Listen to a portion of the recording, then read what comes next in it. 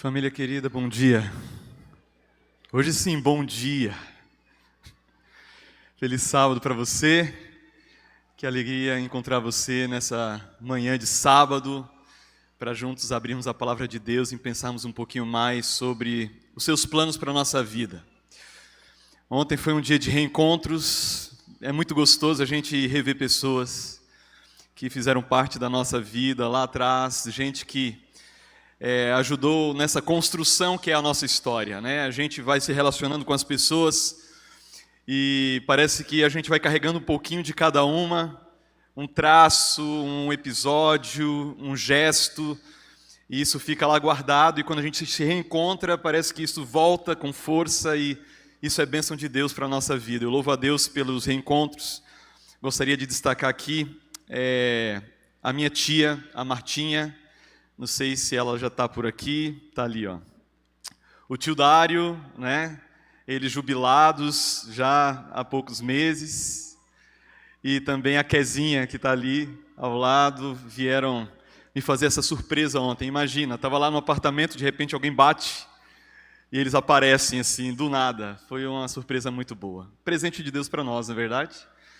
E assim a gente vai louvando a Deus e agradecendo por essas surpresas. Eu gostaria que você tomasse a sua Bíblia nessa manhã e abrisse comigo no livro de Lucas, no capítulo 6. Nós vamos ler alguns versos aqui a partir do verso 12. Evangelho de Lucas, capítulo 6. Eu chamo a sua atenção para o verso 12 em diante. Antes de nós lermos, no entanto, a palavra do Senhor, eu convido você a mais uma vez fechar os seus olhos. Vamos orar e falar com Deus. Pai querido, muito obrigado porque o Senhor nos despertou mais uma vez. Muito obrigado, Senhor, porque essa semana é uma semana especial nessa instituição. É o momento em que a gente para um pouco a nossa rotina regular, que já é muito abençoada e dirigida por Ti, mas para Te declarar que queremos mais. Nós queremos mais de Ti, nós queremos ouvir a Tua voz, nós queremos entender qual é o Teu plano para a nossa vida, com mais clareza, com mais nitidez. Por isso recorremos ao Teu auxílio nessa manhã, a fim de que o Teu Espírito possa agir livremente no nosso meio, sem qualquer interferência, Pai. E que a Tua palavra seja transmitida de maneira clara, e que a despeito das realidades tão diversas que representamos nessa manhã, cada um com a sua história, que esse mesmo Espírito possa traduzir a cada realidade o Teu recado nessa manhã. Então atua, Pai, livremente entre nós. É o que pedimos em nome de Jesus. Amém. Acompanhe comigo então a leitura a partir do verso 12 que diz: Naqueles dias, retirou-se para o monte a fim de orar. E passou a noite orando a Deus. E quando amanheceu, chamou a si os seus discípulos, aos quais deu também o nome de apóstolos. Simão, a quem acrescentou o nome de Pedro, e André, seu irmão, Tiago e João, Filipe e Bartolomeu, Mateus e Tomé, Tiago, filho de Alfeu, e Simão, chamado Zelote, Judas, filho de Tiago, e Judas Iscariotes, que se tornou o traidor. Esse texto que nós acabamos de ler no contexto de Lucas apresenta aqui o início, a origem da igreja, da história da igreja. E é interessante perceber alguns processos que estão inseridos aqui nesse texto que nós acabamos de ler. A primeira informação é que Jesus ele se retirou e foi a um monte a fim de orar. E passou quanto tempo lá? Passou a noite inteira. Eu não sei se alguém aqui já passou por uma experiência parecida, de passar uma noite inteira em oração. Eu lembro de ter encontrado pelo menos 5 pessoas que passaram por algo assim, a noite toda orando. E todas elas em função de alguém. Havia alguém muito amado que estava no hospital, num momento muito crítico, e essa pessoa não conseguiu dormir. E por isso passou a noite clamando, orando e em conexão com Deus em favor daquela pessoa. Quando nós olhamos para a história de Cristo, a gente percebe que a oração não era uma questão de opção para Jesus, era uma questão de necessidade. Por isso, a gente encontra no relato bíblico diversas situações nas quais Jesus, ele se retirava para ter um momento na presença do Pai. Por exemplo, Marcos capítulo 1, verso 35, logo no início do seu ministério, ali é dito que, tendo se levantado alta madrugada, saiu e foi para um lugar deserto, onde orava. Na sequência do relato aparece Pedro, e quando Pedro o encontra, diz assim: Senhor, todos estão à tua espera. É como se Pedro dissesse assim: o que você está fazendo aqui? Tem muito trabalho a ser feito. Para Pedro, a ação de Jesus era mais importante, mas para Jesus, a sua conexão com o Pai era mais importante. Após a primeira multiplicação de pães e peixes, quando aquela multidão visualizou naquele homem, quem sabe o Messias, aquele que poderia libertá-los de Roma finalmente, Jesus, percebendo as intenções tanto da multidão quanto dos discípulos, Jesus, ele despede os discípulos e também despede as multidões, e a Bíblia diz em Mateus 14, 23, e despedidas as multidões, subiu ao monte a fim de orar sozinho, e caindo a tarde, já estava ele só.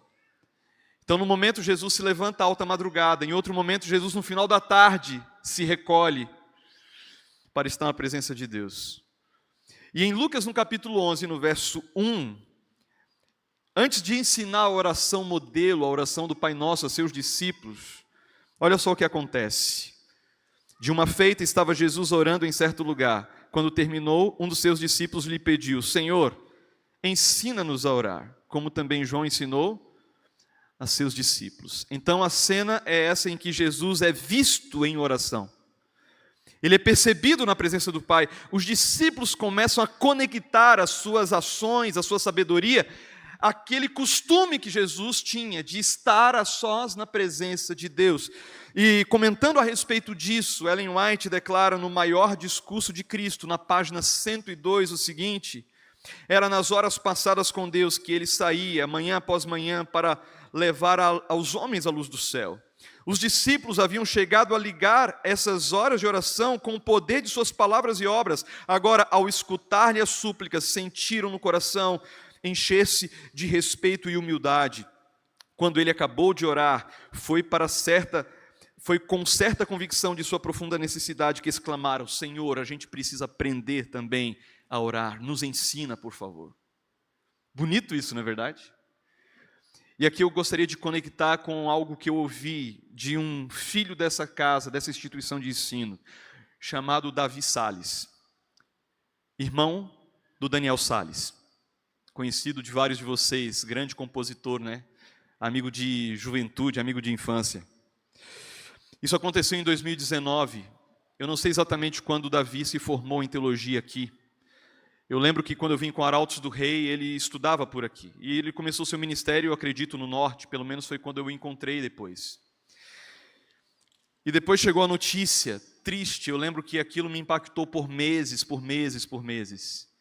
de um acidente que aconteceu, enquanto ele ia para um evento da igreja, acredito que era um concílio pastoral.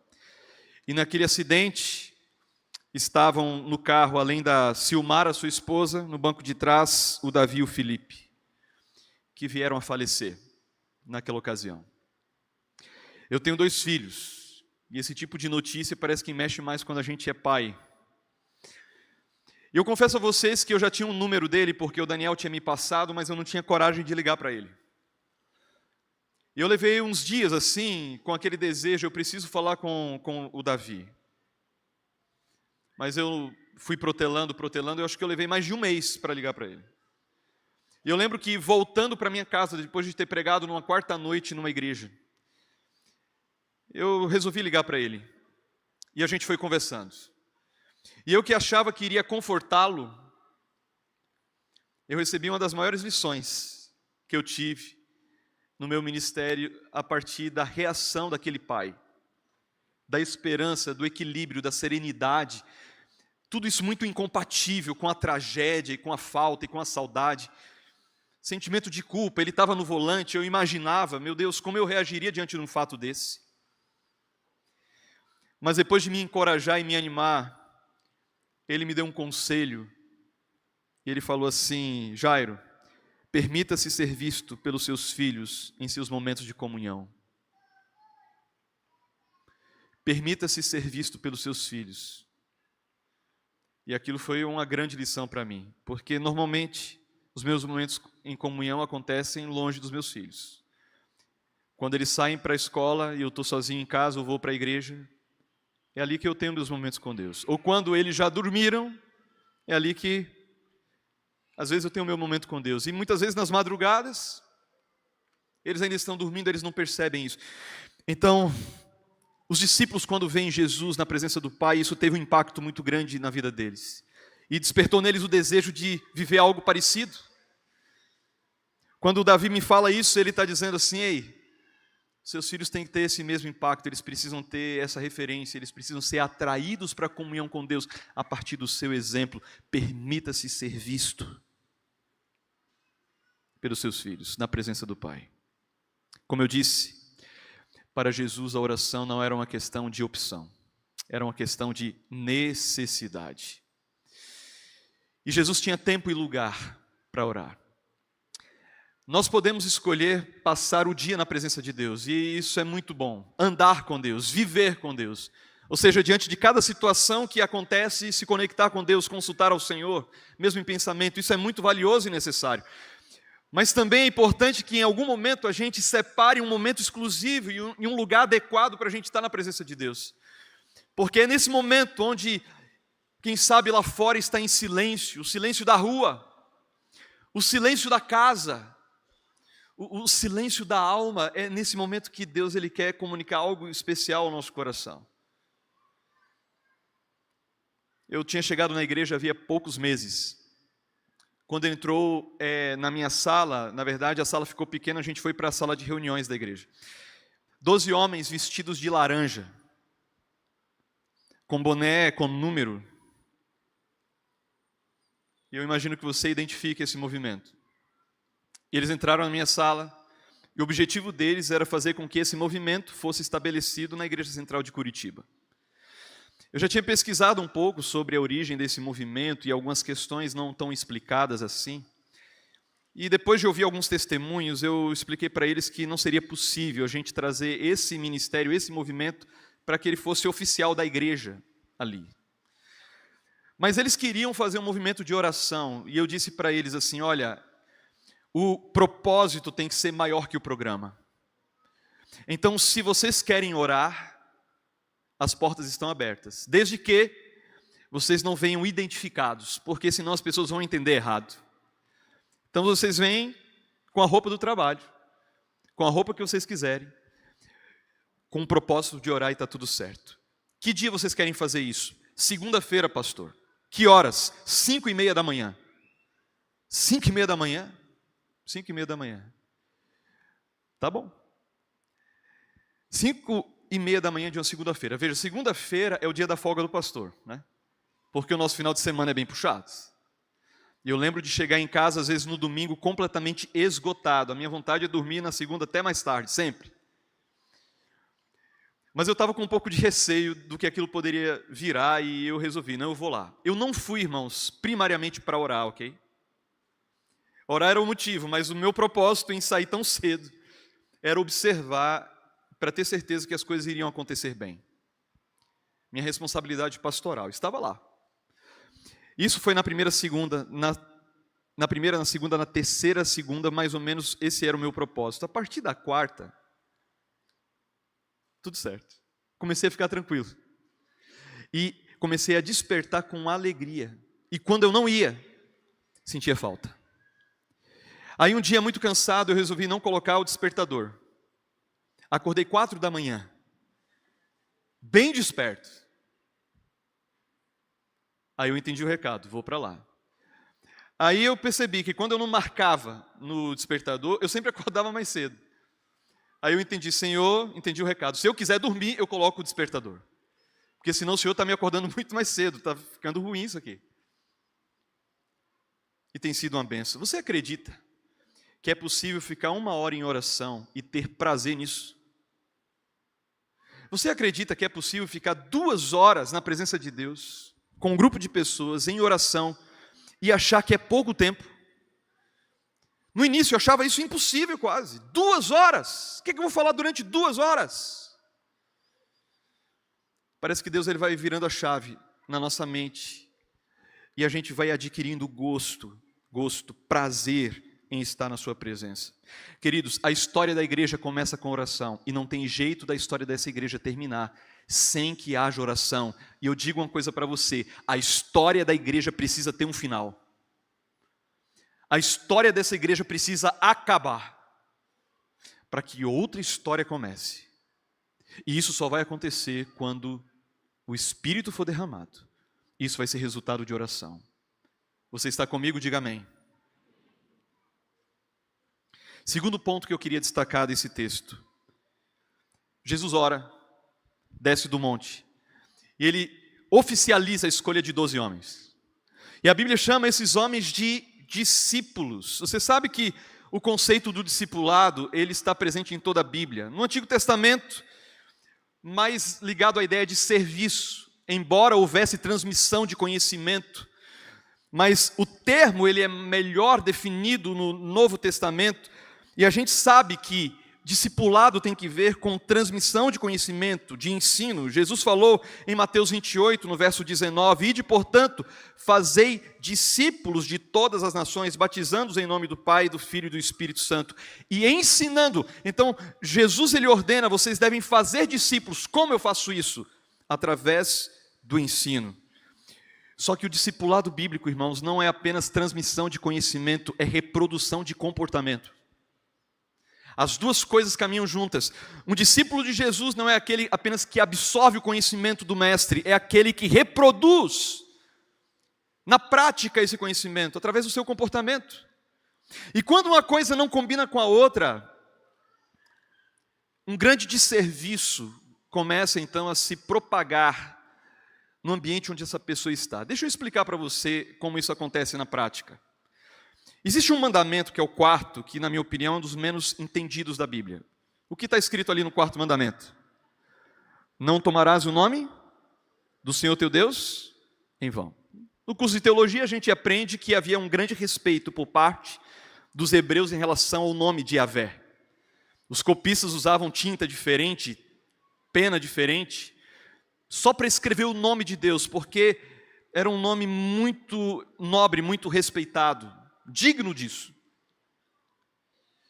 E a gente pensa que não tomar o nome de Deus em vão é evitar citar o nome de Deus, por exemplo, numa piada, numa conversa indevida. Às vezes uma criança fala, meu Deus, a gente repreende, fala assim, não é assim. Será que o cumprimento desse mandamento é nessa esteira? E aí eu estava pensando nisso quando fui cortar o cabelo certa vez. O meu cabelo, ele cresce mais de um lado que do outro. Não sei se com alguém é parecido aí. É mais desse lado aqui, ó. Ele cresce primeiro aqui. É um fenômeno. Não sei se é porque é a posição que eu durmo. Não sei. Mas fato é que ele cresce primeiro de um lado que do outro. E eu lembro que eu morava em Campinas e eu estava numa correria e não conseguia parar para cortar o cabelo. E o cabelo foi crescendo, crescendo. E eu uso muito gel, né? Dizem que pasta é melhor para o cabelo, mas, enfim, o gel é o que segura melhor.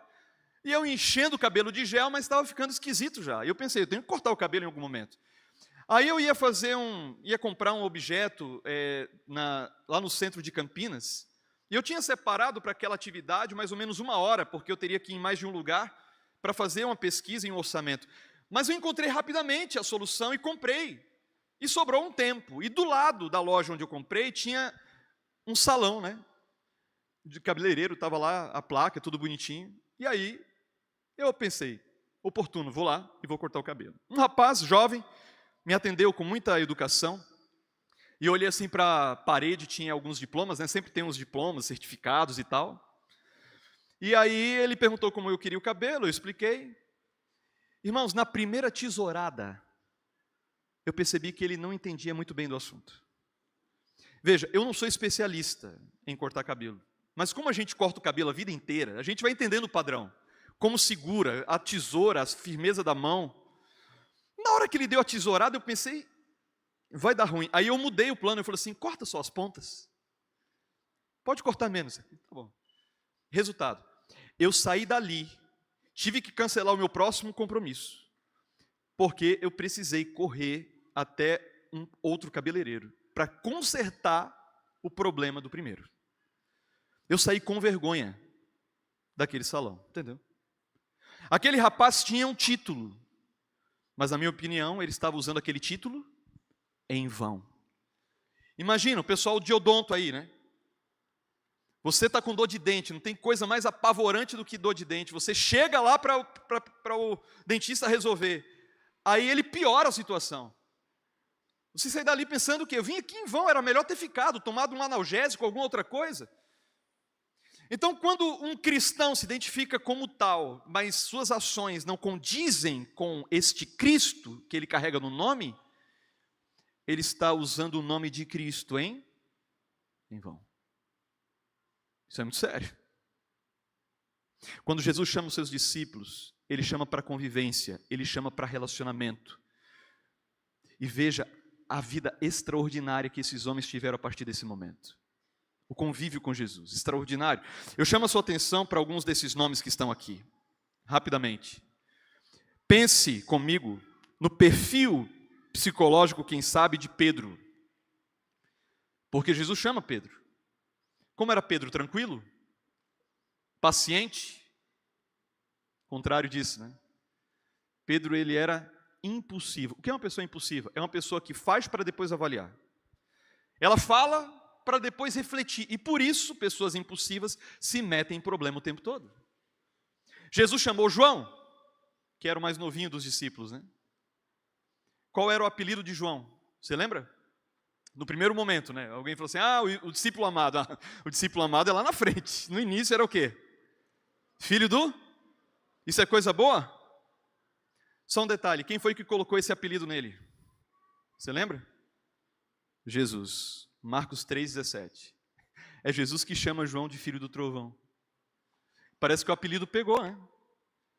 Normalmente, a pessoa que coloca apelido nas outras, ela tem um carisma, né?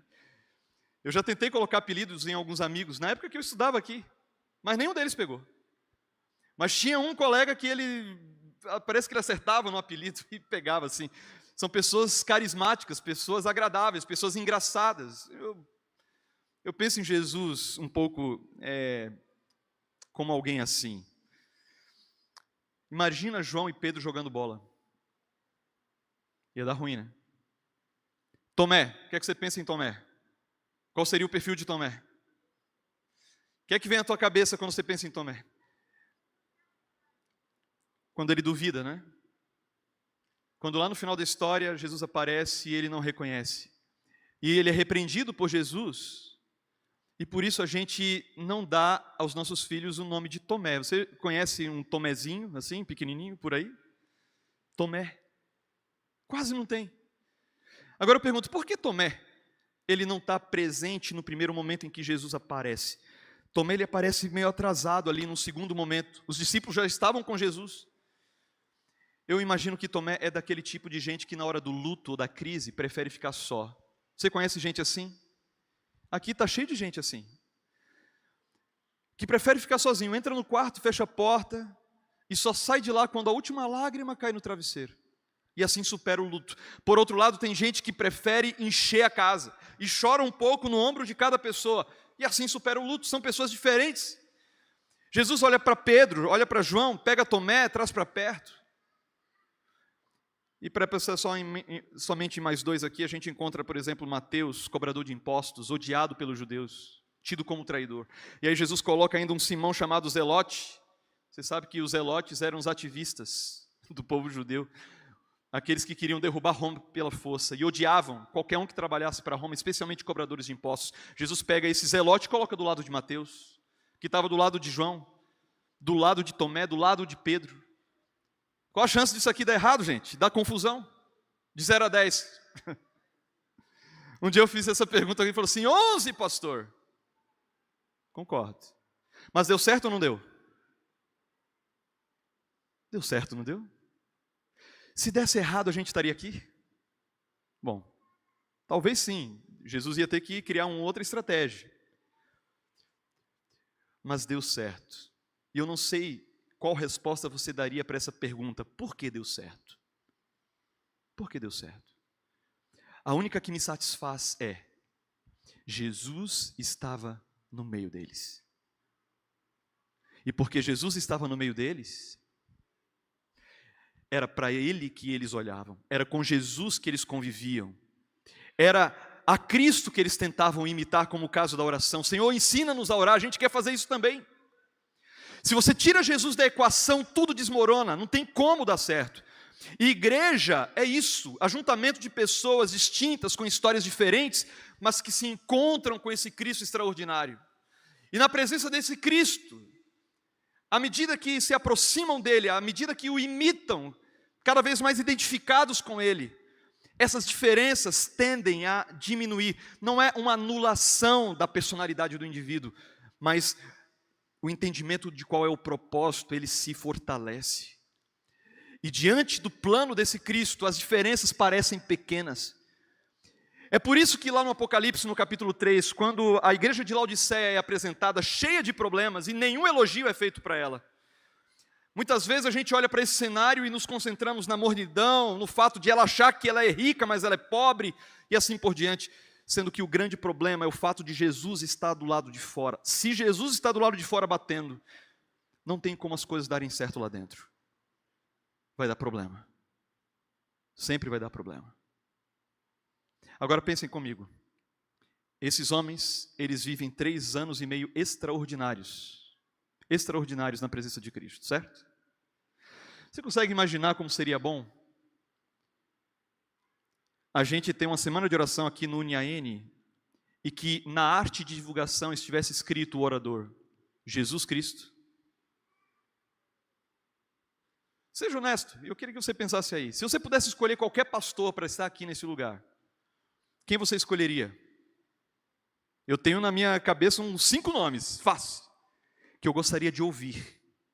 Eu lembro de algumas semanas de oração que impactaram minha vida de um jeito. Eu gostaria de assistir essas semanas novamente, algumas delas aqui. Agora imagine o próprio Cristo pregando. Se vocês divulgassem isso, vocês teriam um problema aqui. Ia faltar espaço, sim ou não? Jesus aqui, uma semana. Imagina a Santa Ceia, Jesus compartilhando a Santa Ceia na sexta-feira. Seria maravilhoso. Eu imagino que muita transformação aconteceria. Agora imagine 3 anos e meio. Não apenas 7 dias. Ouvindo todos os dias o mesmo pregador. Eu penso, tempo suficiente para alguém mudar de rota? Tempo suficiente para alguém se converter? Gostaria de caminhar para o final dessa mensagem sublinhando para vocês dois aspectos que me intrigam profundamente. O primeiro deles é perceber que esses caras, esses discípulos, depois de 3 anos e meio com Jesus, a história deles ainda não havia sido reescrita, redefinida, eles não tinham com clareza qual era o propósito de Cristo para a vida deles. Por que eu digo isso? Avance ao capítulo 22 de Lucas, verso 24, onde diz assim: suscitaram também entre si uma discussão sobre qual deles parecia ser o maior. A pergunta óbvia: maior onde? Maior no reino. Eles estavam discutindo no momento da ceia, na Páscoa, antes da cruz, qual deles seria o maior. Não era uma disputa para saber quem era o mais espiritual dos 12. A visão que eles têm aqui do reino messiânico era aquela visão comum que Jesus tentou arrancar ao longo de todo o seu ministério do coração das pessoas. A expectativa era de um Messias político. Jesus ele desloca essa tensão e ele fala assim: ei, o reino de Deus que está dentro de você é como uma semente que se expande. Venha o teu reino. Jesus ele falou sobre o reino muitas vezes, para tentar deslocar o coração da sua audiência desse plano terreno para a realidade espiritual, que era muito mais importante, muito mais duradoura, para muito além de uma libertação civil, militar. Mas os discípulos estão discutindo qual deles seria o maior, em qual dos reinos, no espiritual ou no material. no material. Aí quando Jesus vai conversar com Simão, ele diz assim: Simão, Satanás vos reclamou para vos peneirar como trigo, eu, porém, roguei por ti, para que a tua fé não desfaleça. E aí é sintomático, verso 31 no finalzinho, 32 já. Tu, pois, quando te converteres. Jesus coloca a conversão de Pedro para o futuro, ainda não concluída. Como assim? 3 anos e meio na presença do Cristo? Isso ainda não aconteceu. Aí Jesus anuncia sua morte, Pedro declara: olha, eu estou pronto para morrer contigo. E quando a gente olha o texto paralelo em Marcos 14, 31, no final dessa declaração, Marcos registra: assim disseram todos. Pedro, ele fala, mas em nome de todos. Só que quando Jesus pede para que eles orem, eles dormem. Quando Jesus é cercado pelos soldados romanos dirigidos por Judas, Pedro até no primeiro momento tenta lutar ali, tenta decapitar o indivíduo, mas ele era pescador, ele não era soldado, ele era tão ruim de mira que acerta só a orelha do indivíduo. Jesus cura e fala assim: Pedro, calma, não é desse jeito. Naquele momento eles tinham uma escolha: ou a gente fica com Jesus aqui e cumprimos a nossa palavra de estar com ele até o final, independente do que aconteça, ou a gente se afasta para ver no que vai dar. Afinal de contas, ele tem poder para resolver os seus problemas. A impressão que eu tenho, irmãos, é que quando essas duas opções se levantaram diante deles, eles não pensaram 2 vezes. A partir desse momento, Jesus vai em uma direção e os discípulos vão em outra direção. No capítulo 22, no verso 54, é dito que Pedro seguia Jesus de longe. Mais adiante, no capítulo 23, no verso 49, já na cena da cruz, lá no finalzinho, entretanto, todos os conhecidos de Jesus e as mulheres que o tinham seguido desde a Galileia permaneceram a contemplar de longe essas cenas. Ou seja, eles fogem. Pedro nega, com objetivos de se distanciar, de não se conectar com Cristo. Num senso talvez de autopreservação, ele percebe assim o perigo e essa humanidade distante de Deus o coloca distante de Cristo, juntamente com os discípulos, que acompanham todas as cenas apenas de maneira passiva, à distância. Então isso me mexe muito comigo, porque veja, eu sou adventista de berço, filho de pastor já há quase 2 décadas, e eu corro o risco, irmãos, de achar que o processo que Deus começou um dia na minha vida já foi concluído e que já estou onde deveria estar. Quando eu olho para esse Pedro, por mais que você diga, olha, o que são 3 anos e meio perto de 43, eu diria, 3 anos e meio convivendo pessoalmente com Cristo valeriam muito mais do que 43. Você concorda comigo? E se com eles não foram suficientes, os 3 anos e meio, por que às vezes nós achamos que já chegamos lá? Quando a gente acha que chegou lá, nós nos tornamos críticos. Muitas vezes, distanciados de Cristo, nos encontramos conosco mesmos e nos tornamos padrão para a conduta do outro. Porque eu cheguei nesse ponto, o outro não chegou, eu me torno crítico em relação à conduta do outro. E me torno então uma pedra de tropeço, um fardo muito maior para que a maturidade se desenvolva na vida do meu irmão. Um dia eu vi que maturidade implica necessariamente em saber lidar com a imaturidade alheia. Se a imaturidade do outro me afeta e me tira do lugar, eu tenho que questionar se eu estou sendo maduro, de fato. O último ponto que eu gostaria de sublinhar nessa mensagem é a mudança que acontece. Eu não sei se você já pesquisou um pouco a respeito disso, o fato é que a Bíblia ela não traz tantos detalhes sobre esses acontecimentos. Mas se me intriga em pensar que eles não eram convertidos ainda, me intriga também perceber que anos depois esses homens saíram pelo mundo do seu tempo dispostos a morrer pela pregação do Evangelho. Por exemplo, em Atos capítulo 12, a partir do verso 1, diz ali que Tiago, filho de Zebedeu, Ele foi morto à espada na época de Herodes Agripa. Os demais discípulos a gente não tem certeza, apenas relatos históricos que a tradição nos oferece. Mas Pedro teria sido crucificado em Roma de cabeça para baixo por volta do ano 64. Jesus, inclusive, havia predito a morte de Pedro, né? Em João capítulo 21. André, segundo a tradição, foi crucificado em uma cruz em forma de X na Grécia. Tomé, segundo a tradição, levou o evangelho à Índia, onde teria sido morto por lanças. Filipe, martirizado na Ásia Menor, e assim por diante. O que mudou? Se naquele dia, no Getsêmani, eles fogem, e agora, anos depois, todos eles, exceto João, porque Deus tinha outro plano para a vida dele, todos eles entregam a vida pelo evangelho, demonstrando um compromisso muito radical com a causa de Cristo. Em alguns momentos, alguns deles dizendo que tinham alegria no sofrimento, por se assemelharem à narrativa, à história do próprio Cristo. O que mudou? Sabe o que eu penso, irmãos?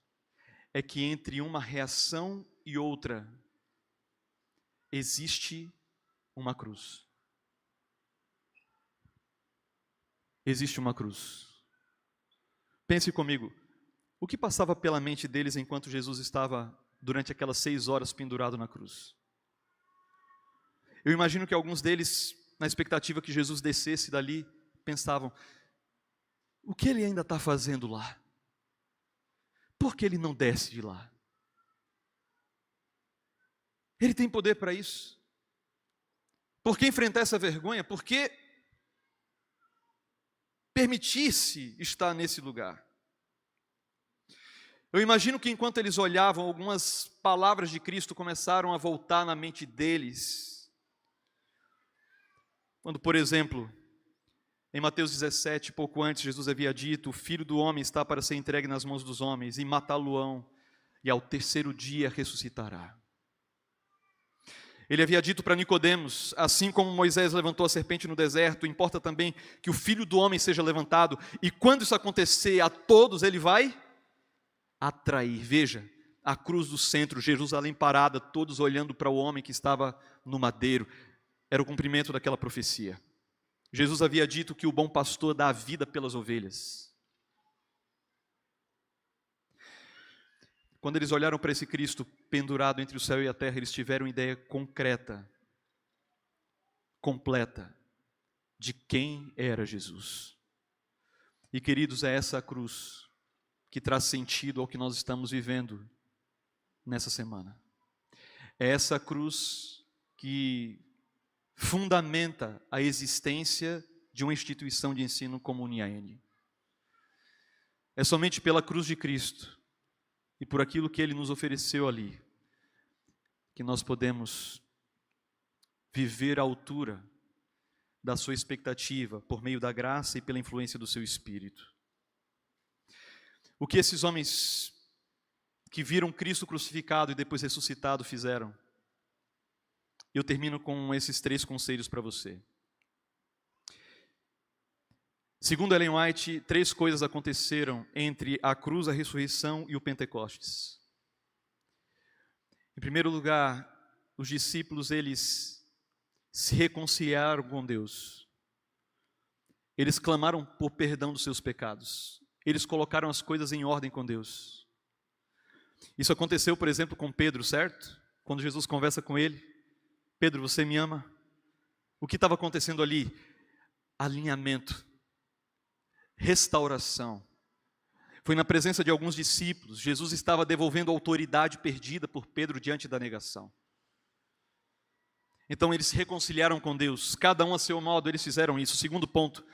Eles se aproximaram, eles se reconciliaram uns com os outros, porque veja, se Deus é o ponto de convergência, e eu que sou tão diferente de você, estou me aproximando de Deus cada vez mais, e você da mesma forma, automaticamente a gente se aproxima um do outro, é inevitável, é quase que uma matemática, você vai se aproximar um do outro. Não existe uma igreja dividida, onde todos os seus membros procuram se aproximar de Cristo, são discípulos verdadeiros de Cristo.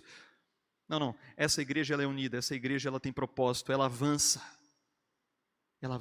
E segundo Cristo, nem as portas do inferno seriam capazes de detê-la, porque ela está fundamentada na pedra que é o Senhor. Terceira coisa que eles fizeram, eles clamaram pelo batismo do Espírito. Se reconciliaram com Deus, se reconciliaram uns com os outros e clamaram pelo batismo do Espírito.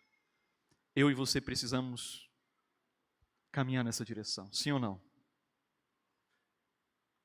E a gente tem que ter uma atitude muito honesta diante de Deus, muito verdadeira. Você vai ter 4 minutos para pensar a respeito disso e conversar com Deus enquanto você ouve essa canção. Pode soltar. E essa música é uma constatação de alguém que precisa deixar as máscaras de lado e adotar uma postura honesta, verdadeira, na presença do Senhor.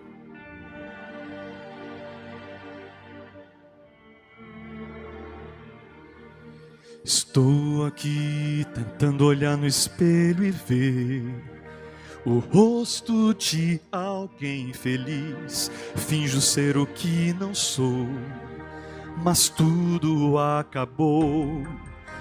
No fundo eu estou me sentindo triste, tão sozinho.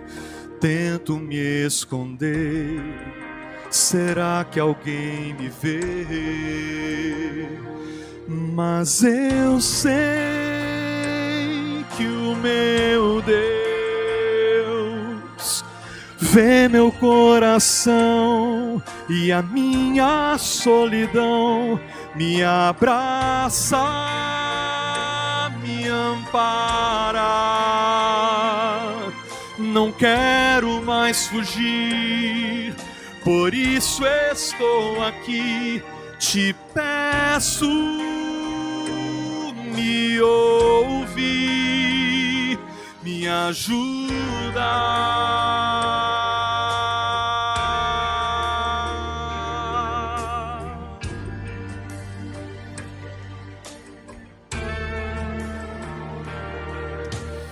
Bem atrás da máscara que eu criei, há um coração em dor, cansado de sofrer, cansado de fingir, mostrar o que não é. O que aconteceu com os meus sonhos, onde eu errei, eu quero acertar. Mas eu sei que o meu Deus vê meu coração e a minha solidão, me abraça, me ampara.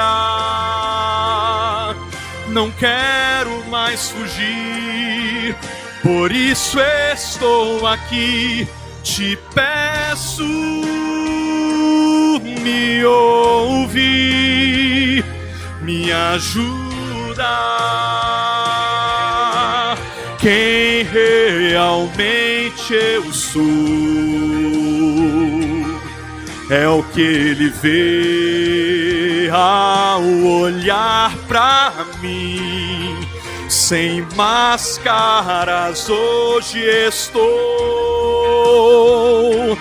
diante dos seus olhos de amor. Mas eu sei que o meu Deus vê meu coração e a minha solidão, me abraça, me ampara. Não quero mais fugir, por isso estou aqui, te peço, ó meu Senhor, me ajuda,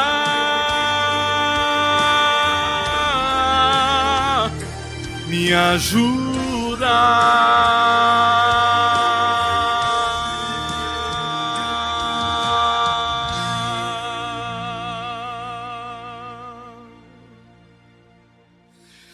Querido Deus, aceita o clamor do nosso coração e nos ajuda, Senhor, ter de modo muito claro diante de nós quem é Jesus e qual é o sonho dele para a nossa vida. Nos ajuda, Pai, a desenvolvermos esse discipulado radical, que não entrega apenas a vida pela causa, mas que vive cada dia por causa dela. Nós precisamos, Senhor, do Teu Espírito, precisamos de perdão, precisamos de renovação espiritual, precisamos ser reconhecidos como discípulos verdadeiros Teus. Nos dá essa graça, nos dá esse poder. Aceita a nossa entrega, Pai, porque a fazemos em nome de Jesus. Amém.